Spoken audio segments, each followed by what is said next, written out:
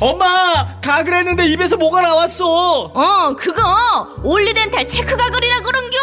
지금 쓰고 있는 가글 사용 후 확인해 보셨나요? 무색소, 무알콜, 무계면 활성제의 올리덴탈 체크 가글은 쉽게 나온 입안의 이물질을 눈으로 확인할 수 있습니다. 딴지마켓에서 판매 중입니다. 한글도 남보다 빨리 깨치고 참 똑똑했는데 갈수록 실력이 뒤처지는 것 같아 걱정이에요. 혹시 초등학교 교과서 본 적 있어요? 어려운 어휘가 너무 많아요. 학교에서는 어휘 개념을 하나하나 설명해 줄 시간이 정말 부족하잖아요. 그럼 어떡하죠? 내 아이의 어휘만큼은 내가 책임져야죠. 어휘 공부의 정성. 초등어휘 3000, 초등어휘 5000. 검색창에 초등어휘 3000을 쳐보세요. 말투 하나만 바꿔도 인사평가가 달라진다. 그냥 직장인. 팀장님 보고 드릴 게 있습니다. 센스 있는 직장인. 팀장님, 지금 잠시 시간 괜찮으세요? 보고 드릴 게 있습니다. 볼수록 기분 좋은 사람으로 만들어주는 메이크업 말투 3단계 전략. 직장인 자기계발서 1위. 모든 관계는 말투에서 시작된다. 위즈덤 하우스 미디어 그룹. 다이어트를 위한 꿀팁. 동결건조 채소와 곡물, 단백질 그리고 효소와 비타민, 미네랄로 만든 다이어트 전용 그린 스무디로 하루 한두 끼만 바꿔 드세요. 비타샵 그린 스무디 다이어트 1522-6648 1522-6648 혹은 비타샵을 검색해주세요.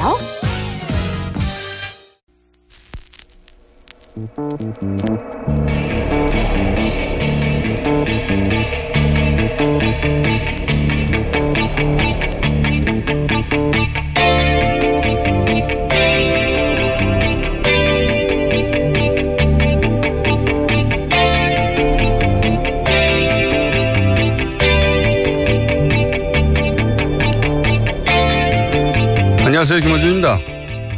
단독 서울시청 상공서 핵 터지면 36만 명 즉사. 어제자 동아일보 북핵 관련 기사 제목입니다. 시층 인근 주민은 몰수하고 200만 명 사상의 반경 300km까지 수십 년간 낙진과 방사능 노출을 피해가 이어진다는 분석 기사입니다. 서울에서 휴전선 최단 거리는 20km대입니다. 서울에서 평양 직선 거리는 200km대. 기사대로면 서울에 핵이 터지면 평양도 방사능 낙진이 수십 년간 이어집니다. 게다가 한 발만 쏘고 전쟁이 끝납니까? 핵전쟁이 나면 서울 시민만 죽는 게 아니죠. 한민족과 한반도 전체가 죽는 거지. 분석을 하려면 그렇게 하는 게 맞죠. 북한이 어디 인도쯤에 있는 게 아니지 않습니까? 2주 전 조선일보는 전술 핵만이 답이라고 주장을 했습니다. 그런데 그럼 보수 정권은 진작에 전작권을 받았어야죠. 앞뒤가 안 맞잖아요. 어차피 작전권도 없는데 무기만 늘리는 건. 문재인 정부가 북핵 문제를 해결할 수 있을 것인가? 결코 쉬운 일이 아닌 건 분명합니다. 그런데 대화는 필요 없고 강경 대응해야 한다는 보수 매체를 보고 있자면 그런 생각이 듭니다. 그래서 전쟁을 하자는 건가? 작년에 북한이 2번 핵실험할 때 박근혜 정권 휴전선에서 확성기 튼 게 전부였습니다. 전쟁이 그렇게 좋으면 지난 9년 보수 정권 때 전쟁 안 하고 뭐 했나요? 보수 매체가 북핵 문제를 얘기할 때의 문제는 그래서 대체 어쩌자는 건가? 그걸 모르겠다는 겁니다. 그래서 제 결론은 그렇습니다. 아, 자기들도 자기들이 무슨 말을 하는지 모르는구나. 김어준 생각이었습니다.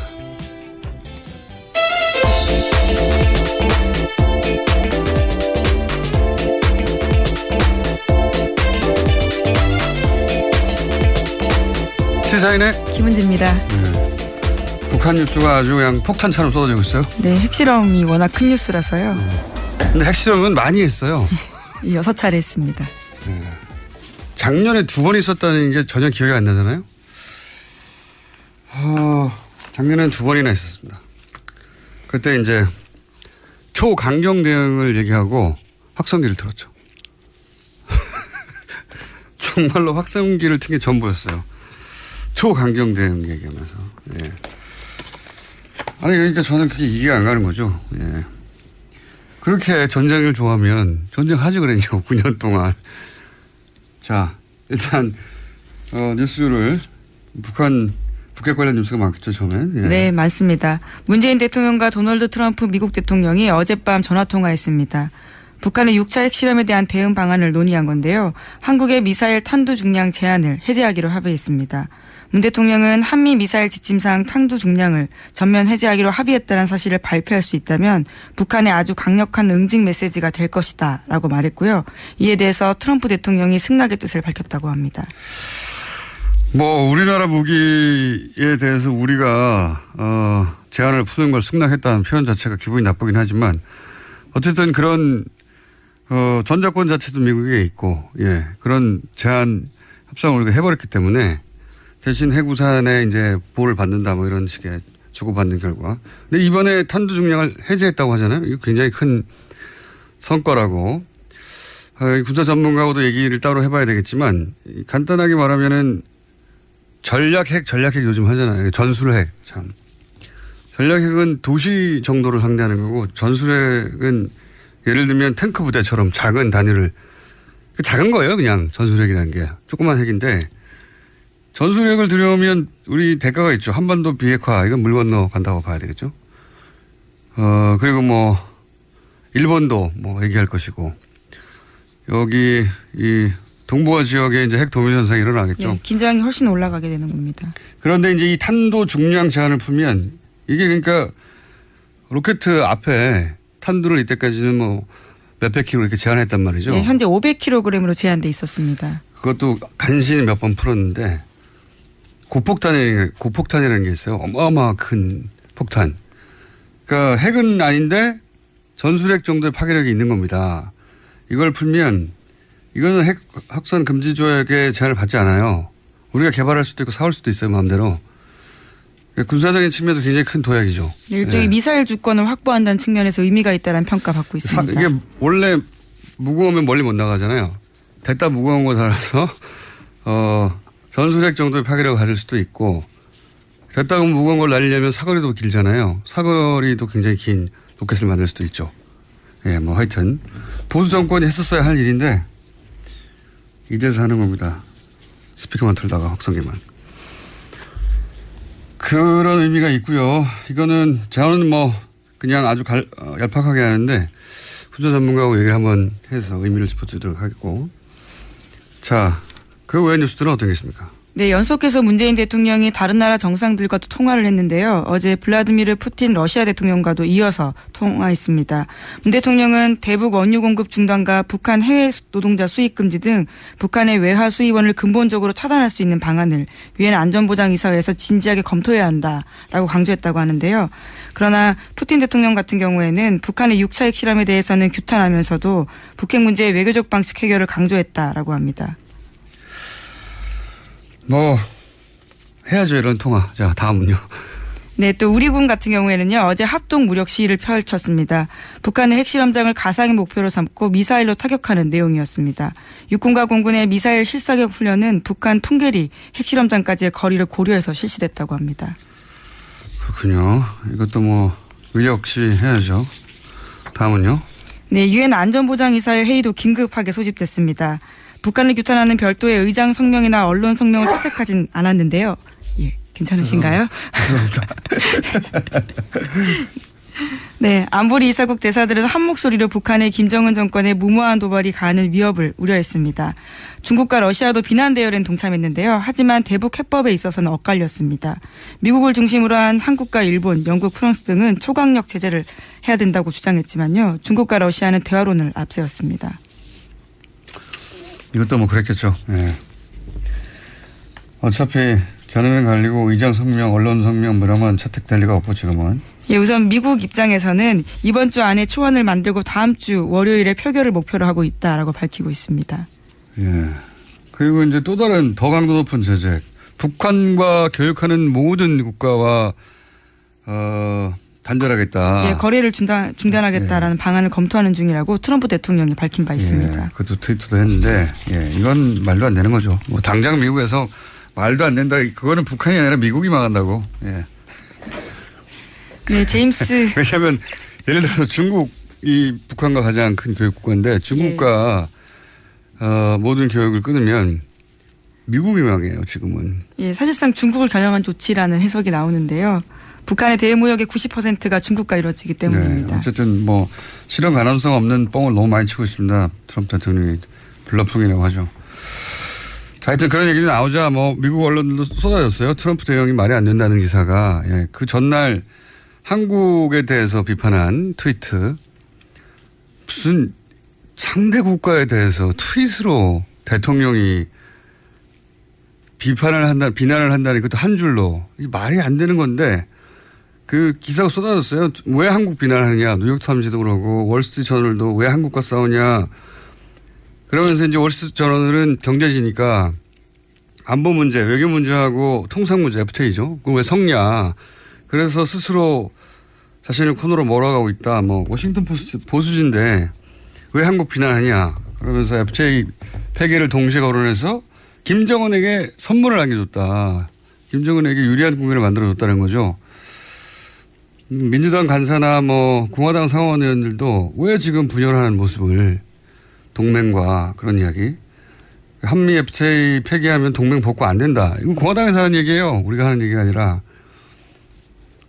그러니까 정작 미국 주류 언론들이랑 주류 정치인들이 왜 한국한테 뭐라고 하냐 하는데 보수 매체에서는 문재인 정부의 대북 정책이 유화적이라고. 예, 네, 그와 관련해서 어제 뉴욕타임스 기사 소개드린 바가 있는데요. 그러한 지적조차 사실이 아니다라는 것을 뉴욕타임스가 지적한 바가 있습니다. 아니 그러니까 이게 말이 안 되는 거죠. 미국 대통령이 뭐라고 하는데 우리가 미국 대통령 편을 들고 미국 언론들은 미국 대통령이 말이 안 되는 소리를 한다고 하고 거꾸로 돼야 되는 거 아닙니까? 거꾸로. 지금 전쟁하자고 하는 건데. 예. 그러니까 이건 이제 우리 보수 매체는 진보는 종북이다. 종북이고 북한을 약하게 상대한다. 이 이미지를 계속 신나서 그런 프레임을 유포할 적기라고 보는 거죠. 신나하고 있어요. 예. 그러면서 전쟁 날 것처럼 오늘자 조선일보는 트럼프가 이제 군 수뇌부를 다 불러서 사실상 군사 옵션 회의를 하고 있다. 이게 오늘자 조선일보 기사던데 군사적 대응이 임박했다 뭐 이런 뉘앙스죠. 그런데 그게 CNN에서는 바로 또 사실상 군사적 옵션은 없다. 그러면서 미국의 군사 전문가들이 나와서 지금 그렇다면 미국이 뭐 전력을 준비하고 있냐? 아니 그런 거 없다. 전혀 안 움직이고 있고. 그리고 선제 타격 얘기하는데 그거는 예방 전쟁이 아니고 핵전쟁 나는 거다. 그냥. 이거 우리 언론이 해야 될 분석인데 거꾸로 하고 있어요. 계속. 예. 미국이 어떤 제스처를 취하면 이건 의미가 이렇고 실제로 군사적 옵션 전쟁은 안 나고 이런 분석을 우리가 하고 미국은 이제 뻥튀기를 해야 되는 건데 우리가 뻥튀기를 하고 그대로 막 미국 언론들은 그게 안 된다고 바로잡고 있습니다. 진보는 종북이라는 프레임을 오랫동안 써왔는데 또 하는 거죠. 그러면서 우리나라 대통령이 미국 대통령 말을 안 들어가지고 이제 큰일 났다. 이렇게 보도하는 게 지금 보수 매체입니다. 바보 아니면 나쁜 사람들이죠. 자, 또 있습니까? 이 와중에 좀 눈에 띄는 보도가 있는데요. 지난 5월 달에 노르웨이 오슬로에서 열린 북미 비공개 접촉이 있었다라는 중앙일보 보도입니다. 북한이 대북 적대시 정책을 포기하면 핵실험을 중단할 수 있다라는 입장을 전달했다라는 건데요. 정부 고위 당국자의 발언을 인용한 기사입니다. 이 당국자에 따르면 지난 5월 8일에 이틀간 오슬로에서 북미 간의 1.5트랙 그러니까 방관 반민대회가 있었는데 여기에 참석한 최선희 북한 외무성 미국 국장이 별도의 비공개 미팅에서 자신들의 입장을 설명했다고 합니다. 그 내용에 대해서는요.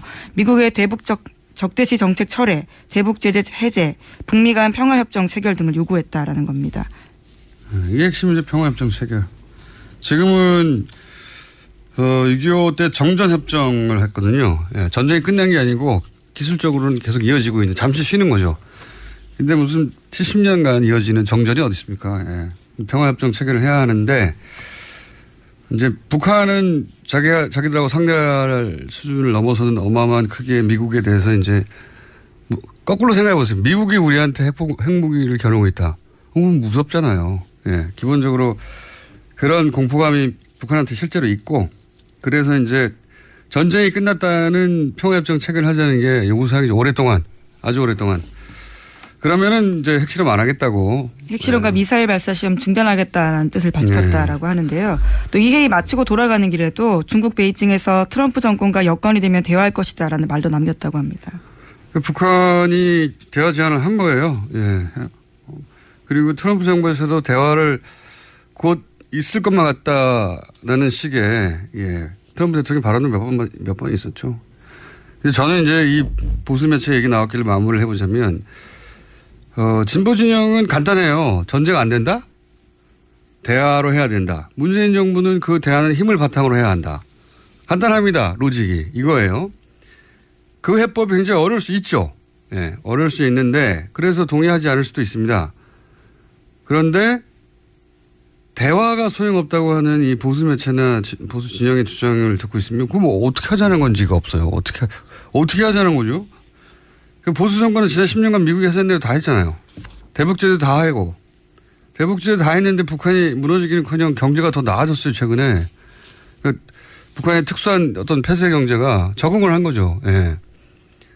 강경당 외쳤는데 그러면 10년간 뭘 강경하겠습니까? 확성기를 튼 게 다인데 정말로. 그리고 한 게 없어요. 개성공단 문 닫은 게 전부예요. 그 다음에는. 개성공단을 문을 닫아서 관계 개선됐나요? 북핵을 포기했나요? 그러니까 이 보수 매체의 북핵 해법은 동의하고 반대할 게 없어요. 미국에 맡기자 말고는 뭘 어쩌자는 건지가 없기 때문에. 하도 뉴스가 갑자기 쏟아지길래 브리핑도 관련해서 쏟아진 걸로 하고.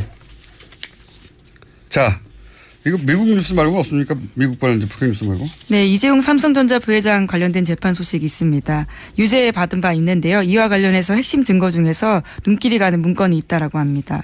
삼성의 청와대 실시간 보고가 의심되는 문건이라고 하는데요. 이 문건은 지난해 국정농단 의혹이 본격적으로 불거진 작년 10월 달에 안종범 전 수석이 국회 출석 등을 대비해서 보좌관에게 지시해서 만든 문건이라고 합니다. 문건에는 10월 22일 승마 관련 SS 보고라는 문구가 나오는데요. 여기에는 첫 마필 구입 완료라고 적혀 있고 정유라 선수용 마필 58만 유로, 보험 6만 6천 유로라는 액수도 기재돼 있다고 합니다. 특검에서는 수사 당시에 SS가 삼성 또는 최순실을 뜻하며 청와대가 삼성이나 최순실 씨에게 삼성의 정시 지원을 보고받았을 가능성을 추정한 바 있다고 합니다. 이거 약간 주시한 기사입니다. 그러니까 정유라 선수 말을 얼마에 샀다는 걸 실시간으로 청와대에 보고됐다. 네. 이 내용이잖아요. 근데 그렇죠. 이제 여기서 작은 화제는 SS 보고 SS가 삼성이냐 순실이냐 이거 아닙니까? 네.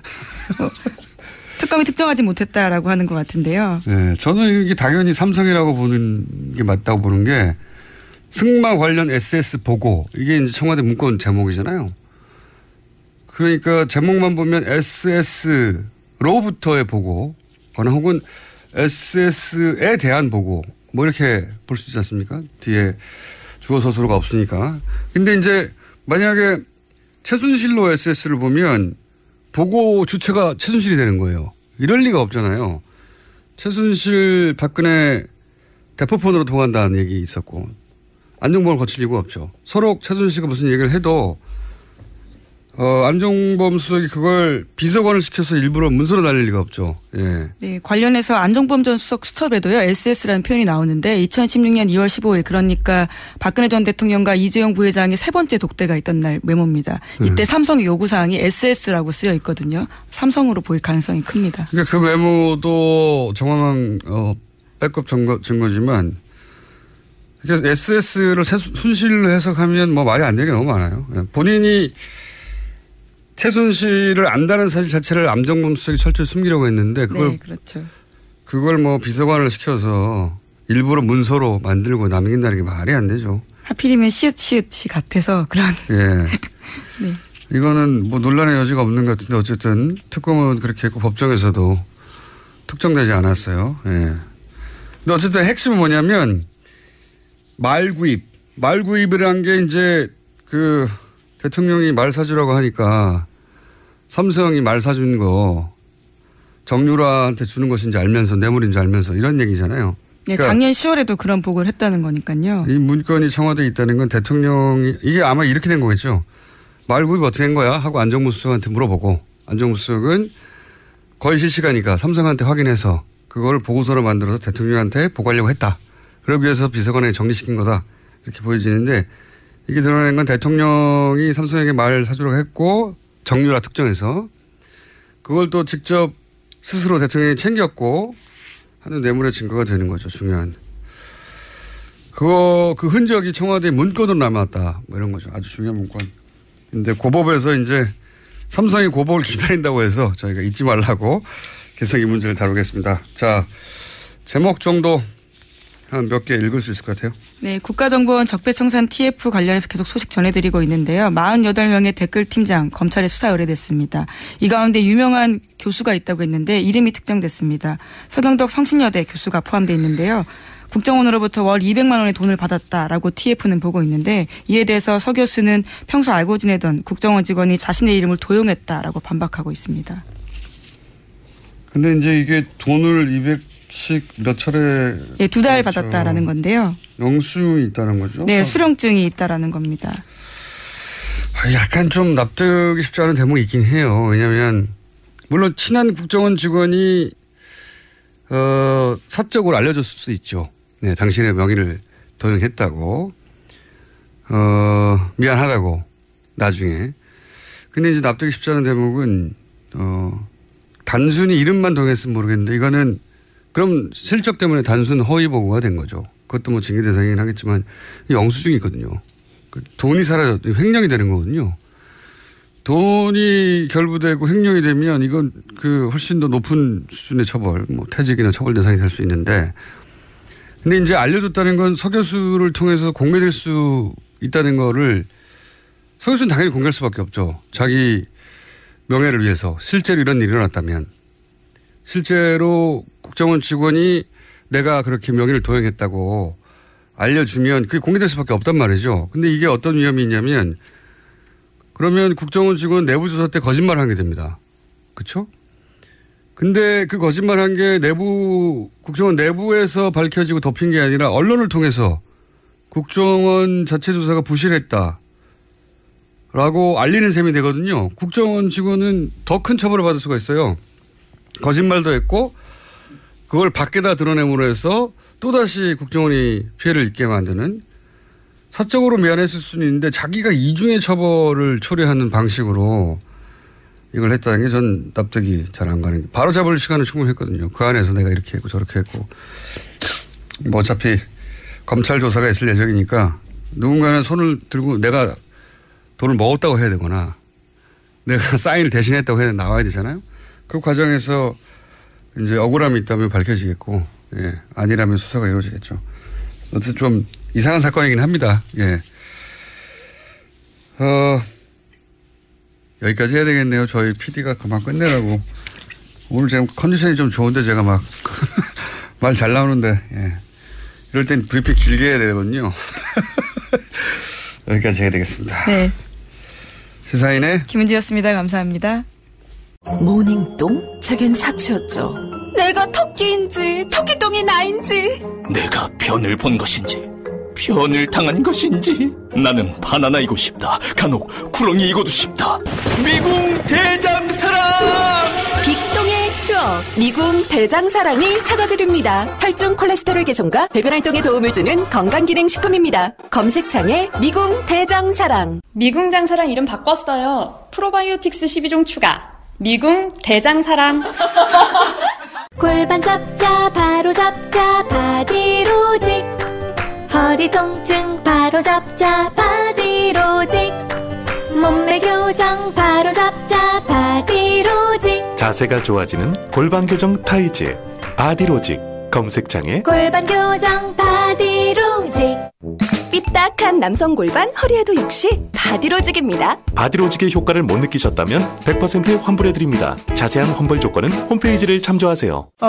또 떨어졌어. 너 또 입사 시험 봤어? 아니, 차량용 핸드폰 거치대 말이야. 여러 개 사봤는데 실패의 연속이야. 떨어지고 시야 가리고 운전석에서도 멀고 뭐 좋은 거 없을까? 싼 것만 찾으니까 그렇지. 제대로 된 거 하나 사서 편리하게 쓰는 게 더 낫지. 그런 게 있어? 그럼 있지. 1, 2, 3 할 때 2, 힘 세다 할 때 힘, 투힘.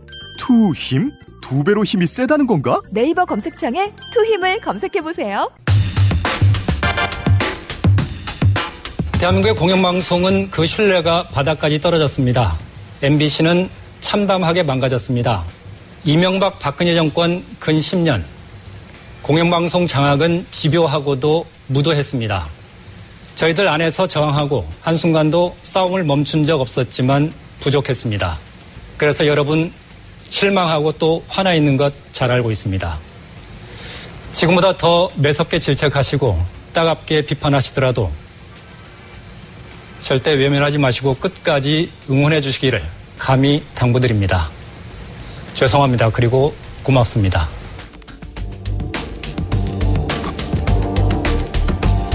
방금 들으신 내용은 9월 1일 전주 MBC의 뉴스 오프닝이었습니다.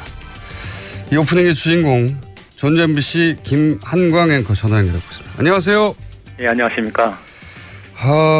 뉴스 오프닝으로 언론 인터뷰를 하신 건 처음이죠? 예, 처음입니다. 예. 이런 내용으로 이제 방송을 하신, 오프닝을 하신, 그리고 방송국에서 미리 알았으면 못하겠을 것 같긴 한데, 이런 내용으로 오프닝을 하신 이유가 뭔가요? 좀 그 배경을 이야기하자면, 그 과정을 이야기하자면 좀 길 수도 있는데요. 네. 결론적으로 제가 뉴스 앵커를 맡은 지, 저는 실은 기자거든요. 네네. 보통 우리 일반 시청자들이 알고 계시는 거하고 달리 지역에서 뉴스 앵커라는 것은 서울하고 달리, 서울은 그 보직이어서 인사 발령의 대상인데요. 지역에서는 저는 기자이기 때문에 기자 일을 낮에는 하고 동료들이 퇴근하고 난 후 8시 이후에 회사에 다시 들어와서 진행하는 귀찮고 번거로운 일 정도에 해당합니다. 그걸 제가 2년하고 만 1개월을 했는데요. 보통 이 귀찮고 번거로운 일이기 때문에 한 1년 정도 되면 기자들이 진행을 할 경우에 예를 들어서요. 한 1년 정도 하면 바꾸는 일이 잦습니다. 이게 가외 일이군요, 이게. 그렇죠.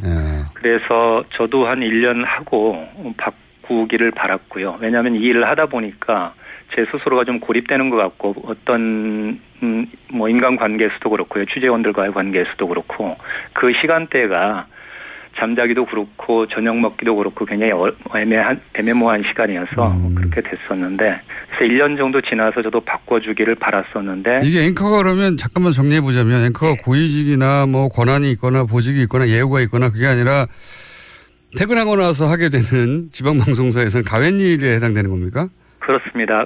전혀 보직이 아니기 때문에 인사발령 대상이 아니고요. 보도 책임자가 예를 들어 보도국장이 너 오늘부터 이 일 해. 그러면 해야 되는 그렇군요. 그런 일이죠. 그러면은 오히려 뭐랄까요? 뒷방으로 물러가 혹은 뭐 취재 일선에서 물러가 이런 이야기입니까? 보통은? 저 같은 경우는 그랬습니다. 왜냐하면 제가 언론노조 MBC 본부에서 수석 부위원장으로 파견 근무를 하고 2년 한 3개월 됐었거든요. 그 일 끝나고 지역에 내려오자마자 10일 만에 이 일을 시켰거든요. 노조 지부장을 끝내자마자. 그리고 다른 일을 주지 않고 오로지 이것만 맡겼기 때문에 처음에는. 그렇군요. 그래서 취재 현장을 나갈 수는 없었고 오로지 이 일만 하는데 그러다 보니까 취재원과의 관계도 맺기가 확장하기가 어려운 상황이었었고 그래서 이 일에 대한 어떤 부담을 좀 많이 가지고 있었던 건 사실이죠. 승진도 역전이 됐겠군요. 당연히 그러면. 그런 부분은 좀 이렇게 내밀한 부분, 인사 부분이기 때문에 제가 개인적으로는 어떻게 말씀드릴 수는 있겠는데 하여튼 인사권자가 고백해주지 않는 하는 그 부분에 대해서는 제가 뭐라고 말씀드리기가 애매한 측면은 있습니다. 하여튼 결과적으로는 역전됐군요. 그게 의도가 있는 건지 없는지하고 무관하게 결과는 그건 좀 상상에 맡기겠습니다. 자, 뭐 여러 가지 이건 사적인 이야기들이고 공적으로도 지금 MBC가 총파업을 하게 되는데 이게 이제 본인도 동참하는 의사를 밝힌 거 아니겠습니까? 예, 그렇습니다.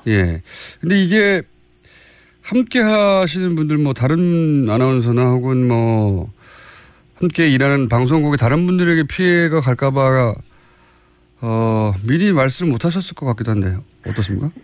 그게 저는 제가 마지막까지 주저했었던 그 지점이거든요. 그래서 조금 저 직전에 제가 말을 하다가 좀 약간 끊긴 부분이 있는데, 그래서 일단은 제가 8월 초에 여름 휴가를 다녀왔습니다. 여름 휴가를 다녀왔는데 갔다 오니까 제가 2년 넘게 이야기했었던 그 부분을 국장이 저한테 이야기를 하더라고요.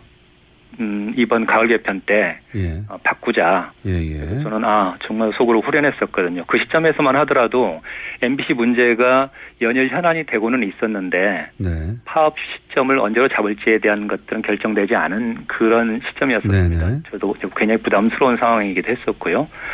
그래서 9월 달부터는 제가 안 하는 것으로 이제 이야기는 돼 있었는데, 공교롭게도 파업 시점하고 그 시점이 딱 정확하게 맞물렸습니다. 이제 그때부터 그러면은 이걸 어떻게 마무리해야 되지 하는 작은 저 혼자만의 생각은 좀 있었는데, 이걸 뭐 실행에 옮기는 문제하고는 또 전혀 다른 결이 있었거든요. 근데 어느 후배 하나가 지나가면서 정말 장난스럽게 선배 멋있는 클로징 한번 해보세요 그러더라고요. 그래서 이제 그렇게 생각하는 사람들이 좀 있겠구나 생각을 했는데, 실제 이게 지난주 들어와가지고 파업하고 제가 이제 마지막으로 뉴스를 진행하는 날이 다가올수록 딱 두 가지 지점이 접혔습니다. 만약 이걸 하게 됐을 경우. 왜냐하면 정말 파업이라는 게 모든 걸 걸고 하기 때문에 직장인들에게 특히 민감하고 굉장히 중요한 국면이거든요. 이렇게 했을 때 제가 클로징을 하든 오프닝을 하든 이게 파업 국면에도 어떤 형태로든 영향을 미칠 수 있겠다. 만약 이게 돌발적으로 비춰진다거나 경솔하게 비춰진다면 전혀 도움이 되지 않을 것이고요. 또 한 가지는 방금 말씀하셨던 것처럼 이게 회사에서는 징계 사유라고 판단할 수도 있습니다. 그 편집권에 대한 그런 부분이기 때문에. 그래서 징계를 요청한다고 그런다면 어떻게 할 것인가, 그 결과에 대해서. 그러면 저 혼자 책임을 지는 거는 괜찮지만 저하고 같이 진행하는 여자 아나운서, 그리고 카메라 감독, 그 기술 스태프들, 뉴스 PD들, 이런 사람들은 일부 이분들 중에는 비정규직도 있고 연결고리가 약한 분들이 있거든요. 근데 회사가 정말 징계를 시도해서 그들을 압박한다면 그런 거에 대한 부담은 좀 있었죠. 오랜 고민 끝에, 그런데 결국은 이제 그렇게 오프닝을 하셨는데, 그렇게 할 수밖에 없었던, 이게 물론 아마도 직전에 얘기는 하셨겠죠. 뭐 동료나, 그죠? 뉴스 시작 직전에. 직전에 이야기를 했었죠. 제가 뉴스룸을 보통 들어가면 서울 MBC 뉴스가 이제 시작되는 게 8시 정확하게 시작하지 않습니까? 그러면 제가 그 주변 시간 정도에 내려가거든요. 미리 가서 준비를 해야 하기 때문에. 그래서 그때까지도 실은 확신이 없었습니다. 그 뉴스룸에 들어갔을 때까지도 확신이 없어서 혼자 먼저 제가 앉았는데 2, 3분 후에 목소윤 아나운서라고 저와 같이 진행하는 여자 아나운서가 들어왔길래 그때 해야겠다 생각이 번쩍 들었습니다, 정말로. 그래서 제가 목소윤 아나운서한테 한마디 했죠. 이게 내가 한 1분 정도가 될 수도 있긴 한데 1분 정도 나 혼자 내가 멘트를 하고 있으면 혹시 목 아나운서 표정 관리가 가능하겠나. 왜냐하면 제가 경험해 보니까 앵커 멘트를 할 때 한 5초 정도 상대가 이야기하고 있을 때 이 시선 처리가 정말 쉽지가 않더라고요. 알겠습니다. 그것을 한 1분 정도를 한다고 그런다면 정말 힘들 것 같아서 그렇게 이야기를 했을 때. 알겠습니다. 저희가 준비된 시간이 길지 않아서 그 오랜 고심 끝에 하셨고 마지막으로 한 가지만 더 여쭤보겠습니다. 그렇게 이제 주변에 대한 피해도 고민을 했고 하셨는데 결국은 이렇게 발언을 하신 결정적인 이유가 뭡니까? 일단 제가 조합원이기 때문에 파업에 동참해야 하는 상황이었었고요.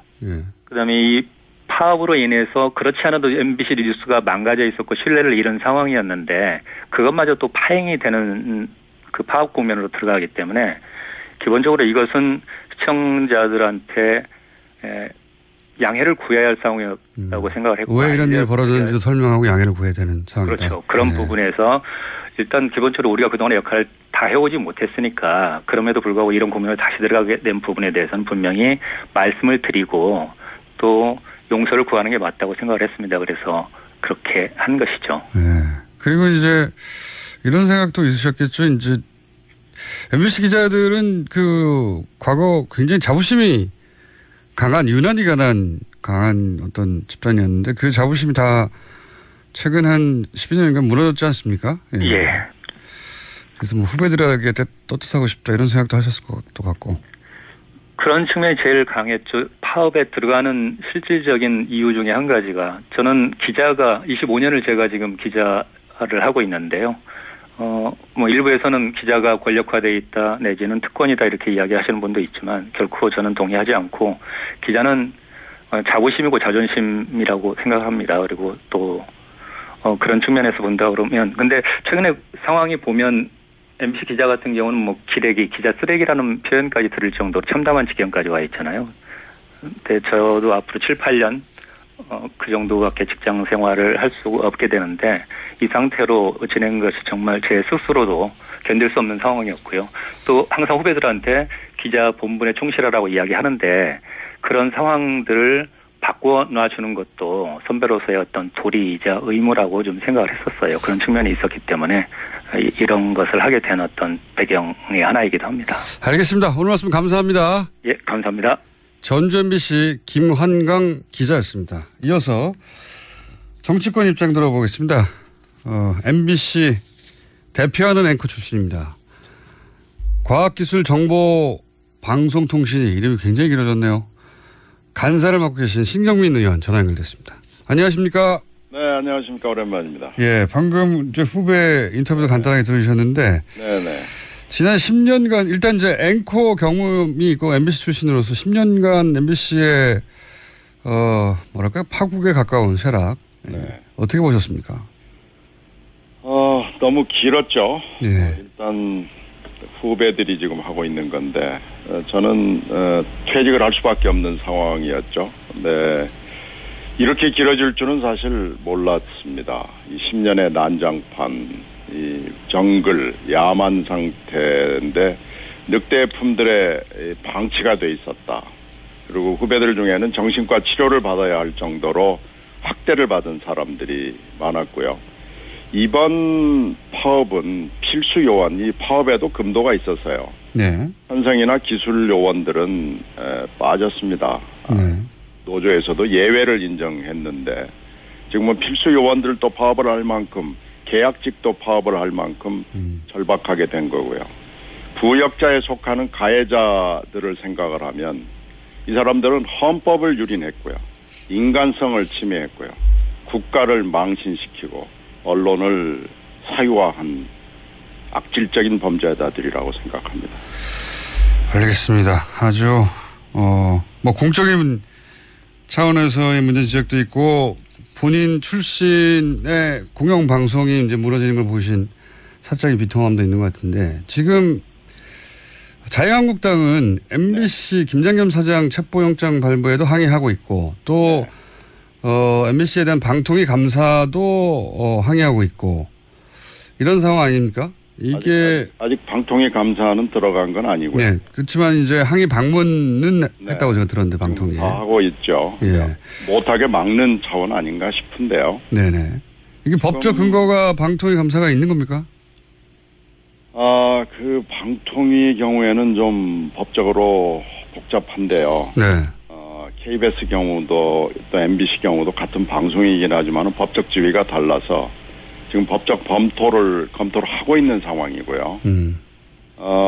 지금 우리들이 내부적으로, 정당이 내부적으로 법적 검토를 한 바에 따르면, 방통위가 그 사이에는 지난 10년 동안은 언론사 내부의 일이고 노사관계라고 그러면서 아무 일을 안 했거든요. 근데 이렇게 공영방송 2개가 다 전면적으로 정지된 상황에서 방통위가 손을 놓고 있다는 건 사실 말이 되지 않고요. 상식에도 부합하지 않습니다. 충분히 방통위가 그게 감사가 됐건 검사가 됐건 개입할 수 있는 근거는 충분히 있고요. 넘치고 넘친다고 볼 수 있습니다. 직원들은 MBC도 그렇고 KBS도 그렇고 특히 MBC 같은 경우에는 직원들이 여러모로 학대당했다 또는 그런 식의 증언이 많으니까요. 그 자체만 따지더라도 감사를 해야 될 것 같긴 한데 지금 사실 국가가요. 입법, 행정, 사법 그리고 정당까지 포함해서 방관하고 방조하고 비호를 해줘서 언론을 파괴할 뿐만 아니라 언론 자유를 보장해야 되는 민주주의를 파괴한 거거든요. 그러니까 이건 헌법부터 시작해서 법까지 모든 것을 다 망가뜨린 거고요. 정당은 무자격한 사람들 공천을 해가지고 이 망가뜨리는데 사실은 공범이라고 볼 수가 있습니다. 근데 이것을 법을로 있느냐라고 묻는 것은 공당으로서 해야 될 일이 아니고요. 지금 타락한 민주주의가 이런 추락한 공영방송을 만들었기 때문에 이 야만과 이 정글 상태는 끝내야 됩니다. 최근에 이제 김장희 MBC 사장에 대한 체포영장 발부된 거 두고 뭐 현직 공영방송 사장인데 체포영장까지 발부했어야 하나. 네. 이런 주장도 있습니다. 특히 뭐 자유한국당에서는 이것이 공영방송을 무너뜨리는 거라고 주장하고 지금 국회 일정도 거부하고 있지 않습니까? 그렇죠. 이 주장에 대해서는 어떻게 생각하십니까? 그래서 이렇게 묻고 싶습니다. 이런 야만적인 방송사가 전례가 있었는가? 지금 전례를 얘기하는데 이 사범, 노사사범, 노동사범으로 얘기하면 전례가 너무 많아서요. 작년 같은 경우에는 뭐 1,400건이 넘고 그중에 영장 발부도 많았습니다. 네. 그렇기 때문에 이건 전례는 너무 넘치고 지금 구속영장을 청구한 게 아니고요. 그렇죠. 조사받으러 나오라고 체포영장을 내놓은 걸 가지고 지금 전례가 있느니 없느니 그러는데요. 이건 뭐 너무나 많습니다. 이런 노사관계에서 엉망으로 했던 이 사측이 너무 많다는 얘기죠. 그런데 이런 방송사는 전례가 없어서 이런 체포영장을 내놓은 거고 이미 김장겸 사장은 4번이나 소환 요구에 응하지 않았고요. 노동부가 조사 차원을 넘어서서 혐의를 잡고 수사에 이미 들어간 상황이고 그래서 검찰이 청구를 법원에 한 것을 법원이 발부한 거거든요. 그러니까 이런 방송사가 과연 있고 이런 사장이 과연 있느냐라고 묻는 게 맞고요. 그러면 이걸로 국회를 세울 정도가 되느냐라는 문제는 또 다른 차원의 문제인데요. 이건 공범 선언이고 적폐 선언을 한 거나 마찬가지고요. 다른 정치적 목적이 있을 수밖에 없다고 의심을 받지 않을 수가 없고요. 정당이 이게 지금 100명에 육박하는 제1야당이라는 데가 의총을 하고 별회의를 다해서도 아무 반성의 목소리, 성찰의 목소리, 사과의 목소리가 나오지 않는 것은 이건 중증입니다. 기억상실이 걸린 거거나 아니면 선택적 기억을 하거나 아전인수가 도를 지나쳐서 이건 정당이 반성을 해야 되고 지금 안보 상황이 생긴 상황에서도 어저께 북한 규탄 결의안을 하는데도 빠졌거든요. 그리고 버스 타고 지금 각 국가기관들을 순회 순방하면서 이른바 뭐 항의 방문이라는 걸 하고 있는데 어이가 없고요. 자기 모순과 자가당착 자승자박에 빠져 있다고밖에 볼 수 없습니다. 김장경 사장 이게 뭐 크로스 체크 된 건 아닌데 본인이 직접 인정한 건 아닌데 김장겸 MBC 사장이 본인이 무너지면 자유한국당이 무너진다고 발언했다고 지금 알려지고 있습니다. 뭐 그런 얘기들이 지금 정가에 많이 돌아다닙니다. 그 MBC 측과 자유한국당의 어떤 특별한 관계에 대한 추가적인 정보가 있었습니까? 혹시? 이런 얘기 말고? 지금 정가에 돌아다니는 얘기는 이것도 뭐 확인이 안 됩니다만은, 원래 이 김장겸 MBC 사장이 철저하게 구새누리에 친한 기자였거든요. 예. 그래서 돌아다니면서 비슷한 얘기를 하고 다녔고요. 과거에도. 그에 대해서 고개를 끄덕거리는 사람들이 많다는 거죠. 지금 자신들이 한 짓을 다 잊어버렸고요. 뭔지도 모르고 이게 이 사람들의 인식 수준이고 지능이라고 저는 봅니다. 그래서 이거 지금 판단을 잘못해도 너무 판단을 잘못하고 있는 거고 이미 보호막은 사라졌고요. 더 올 구명보트도 이제 없고요. 국민들이 촛불로 이 낙하산 줄을 끄는 거 아니겠습니까? 알겠습니다. 그러니까 뭐 김장겸 MBC 사장이 그 이전부터 자유한국당 이전에 정당과 가까웠고 뭐 이런 얘기를 하면 끄덕거리는 사람이 많다. 그만큼 오래된 얘기다 이런 말씀이신 것 같고요. 그렇죠. 예. 구체적으로 이제 방송방해법 이런 상황을 더 이상 반복되지 않도록 하기 위해서 방송방해법 개정안이 지금 계류 중인데. 그렇죠. 이 방송관계법도 뭐 말들이 많습니다. 지금 여권 7명, 야권 6명으로 그 추천하는 이사진을 확대해가지고 3분의 2 동의를 받아야 사장이 임명될 수 있도록 이렇게 바꾸겠다는 거죠, 지금은? 네, 특별다수제를 인사 상황, 사장의 인면에서는 정해놓자라는 거고요. 네. 이것이 지금 발의가 돼 있는 상황인데 160명이 넘는 국회의원들이 서명을 했기 때문에 네. 사실 오늘 투표를 하면은 되는 거죠. 300명 중에서 과반을 넘긴 사람들이 발의를 했기 때문에. 네네. 지금 그런 상황에 있는 게 벌써 오래됐습니다. 그런데 이제 이게 아직도 뭐랄까요, 논쟁 중에 있는 것이 문재인 대통령도 그런 말을 했고 또 그런 문제 지적을 하는 분도 있는데 이게 이제 7명, 8명 해서 3분의 2 동의를 구해야 하니까 네네. 결국은 이도 저도 아닌 기계적 중립을 지키기만 하는 사람이 나오지 않겠는가 이런 지적도 있고요. 그렇죠. 이 법은 뭐 그냥 갑자기 나온 게 아니고 네. 김재철 방지법으로 4, 5년 전부터 논의를 해가지고 만들어 놓은 거거든요. 그래서 그러면 김재철 같은 이런 최하질의 공영방송 사장이 나오는 걸 막아보자라는 거였는데 당시 또 하나의 현실은 당시 새누리당이 이제 여론이 비등하니까 방송관계법을 또 지배구조를 한번 바꿔보자는 그 회의장에 나왔어요. 나왔지만 내심은 하여튼 공영방송을 어떻게든지 장악하겠다는 내심이 있기 때문에 이런 새누리의 내심을 모두 다 알기 때문에 정치적으로 현실적으로 타협할 수 있는 안을 만들어보자라고 해서 여론을 등에 업고 이 김재철 방지법을 내놓은 건데 네네. 이게 이제 최고 내지는 차선의 인물이 들어오기는 좀 어려운 구도 아니겠습니까? 그렇겠죠. 왜냐하면 3분의 2 동의를 구한다는 것은 지금 뭐 자유한국당도 네, 그래서 이 시민단체들이 그건 알겠는데 이 법의 문제점이 너무 분명하니까 반대한다라는 입장을 진지게 내놨고요. 네네. 특히 지금 해직 기자인 제 MBC 후배인 그 이용마 기자 투영 중이죠. 이용마 기자는 신선배 다 좋은데 이번만은 좀 하지 말아주세요라고 애청을 합니다. 간청을 합니다. 방송관계법이 계류 중이긴 한데 이 법안이 또 다른 개정안이 나오거나 할 수도 있겠군요. 그래서 지금 이제 그런 차에 문 대통령이 보고를 받는 자리에서 이것을 지적을 한 거니까요. 네. 그러나 당론으로 이미 또 김재철 방지법은 발의가 돼 있고요. 네네. 저희들이 이 현실적인 안과 NGO나 대통령이 지적하는 이런 문제점 사이에서 고민은 좀 해볼 필요가 있다라고 생각을 합니다. 네, 알겠습니다. 아직 지금은 고민 단계인 거죠? 네, 그렇죠. 이건 한번 들여다보자 이런 단계입니다. 알겠습니다. 오늘 여기까지 듣겠습니다. 감사합니다. 네, 고맙습니다. 의원님. 네네.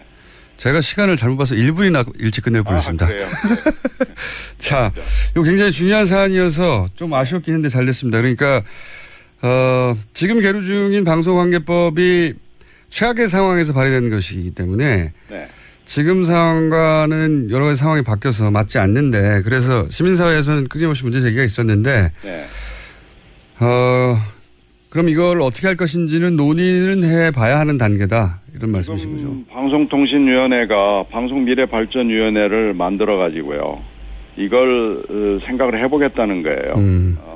그래서 뭐 그렇다면 저희들이 당론으로 돼 있는 건 그 상태로 그대로 두고 방송통신위원회의 논의 과정을 좀 지켜보겠습니다. 알겠습니다. 더 좋은 안이 지금 영국 아니나 독일 모델을 얘기하는 분들이 많거든요. 알겠습니다. 오늘 한번 들여다보겠습니다. 여기까지 듣겠습니다. 감사합니다. 네, 고맙습니다. 더불어민주당 신경민 의원이었습니다.